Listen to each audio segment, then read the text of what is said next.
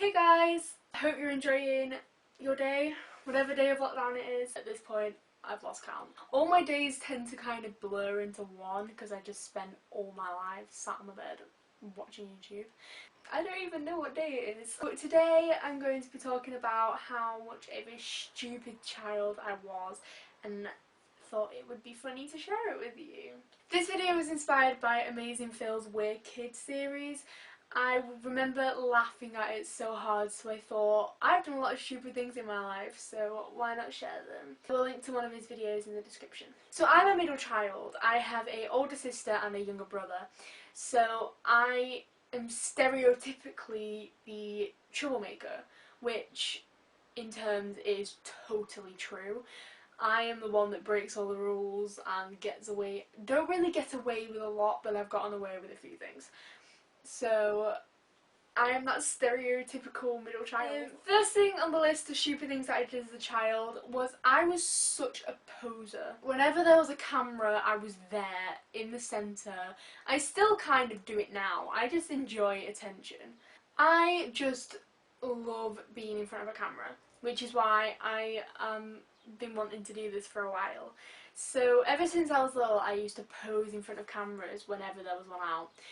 There was one time where on Christmas Day we used to film us opening presents and my dad put the camera on a tripod and left it recording.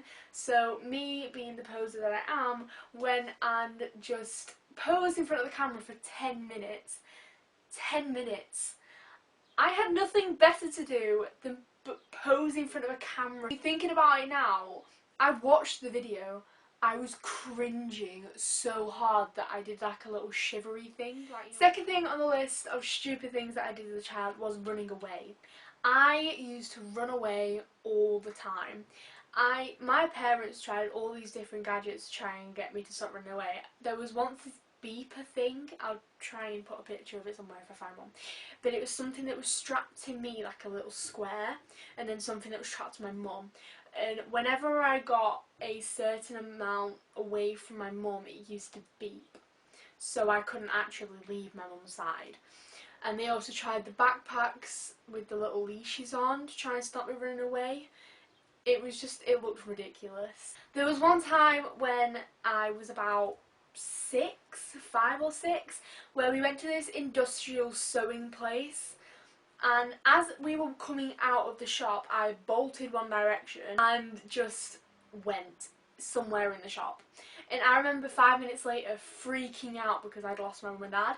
So I went to the kiosk lady and said that I'd lost my mum and dad, and I stood on the checkout. They were bolting up and down the aisles trying to find me. And the lady at the kiosk did like the microphone thing and was like, "Can parents of Maisie Clash please come to the checkout?" It was so funny because when my mum and dad and my brother and sister got to the kiosk, the lady went, "Oh, can you not be mean to her? She's very upset." And my mum was fuming at it because it was like she was so mad because she lost me. But I found it quite funny. Fairly recently, it was a couple of months ago before lockdown, I walk from school to meet my mum in a car. But this one time she was late and my phone was dead, so I couldn't ring her, and she hadn't messaged me, or I hadn't got a message from her. So I decided to just walk home. Me being the stupid bitch I am, just walked home. No one could get hold of me. So my mum, who had been waiting on this road for about 20 minutes, had messaged my best friend and my boyfriend at the time, asking me if they knew where I were.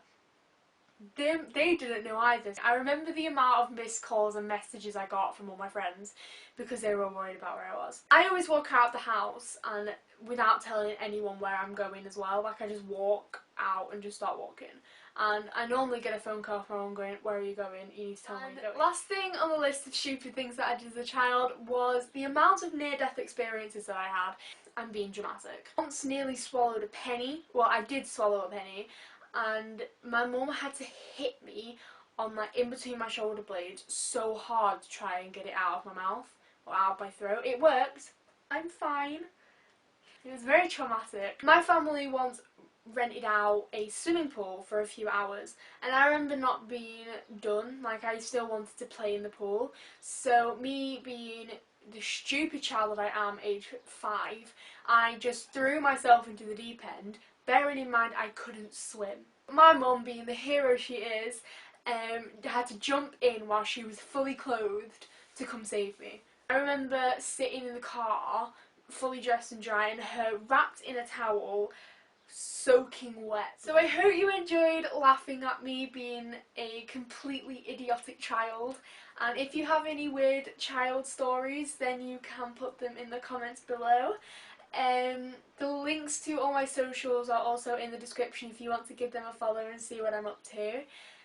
And also press subscribe if you want to see more videos. The icon should be either side of me now, and you can also watch my last video. Bye!